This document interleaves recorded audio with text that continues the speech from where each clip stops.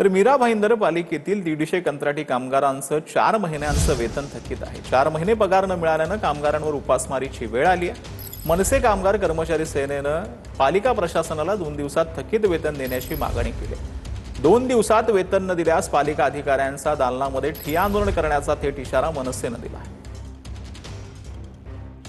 या आरोग्य विभागातील सर्व कर्मचाऱ्यांचे मी तर धन्यवाद व्यक्त करतो की त्यांनी बिना पगारी 4 महिने काम केलेत, पण अजून त्यांची कॅपॅसिटी नाहीये। हे कामगारांचं आज शैक्षणिक वर्ष चालू झालेलं आहे, त्यांच्या मुलं बाळांचा आज शिक्षणाचा खर्च आहे, त्याच्यानंतर त्यांचा घराचा खर्च आहे, हे कुठून चालवणार आहेत? किती दिवस असंच ते यांच्याकडून मागून त्यांच्याकडून मागून त्यांना किती दिवस लोक पण मदत करणार? अशा सर्व गोष्टींना त्यांना त्रास होतोय आणि सर्व गोष्टींना सामना करावा लागतोय, तरी त्यांचा पगार जर तात्काळ देण्यात आला नाही, म्हणून आज महाराष्ट्र नवनिर्माण कामगार कर्मचारी सेनेने आज पहिलं पाऊल उचललेलं आहे की काम बंद करायचं।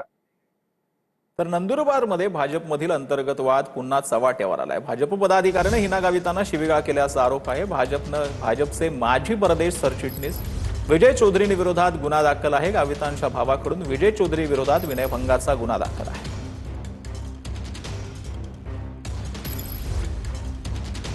डॉक्टर गावितने आपल्याला विचारलं नाही, आपल्याला साधा फोन बी केला नाही।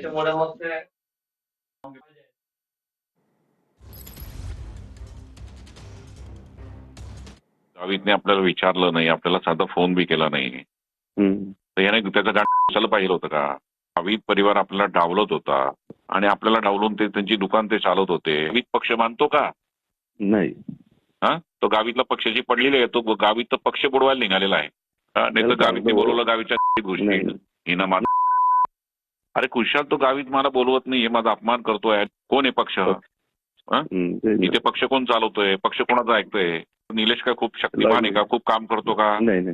निलेशच्या क्षमतेपेक्षा आपण त्याला मोठं केलेलं आहे। हो, मोठं केलं आहे। एक निष्ठेने काम करावं लागेल, तर तू मोठा होशील म्हण, आणि विजय होशील त्याला पर्याय नाही म्हणा।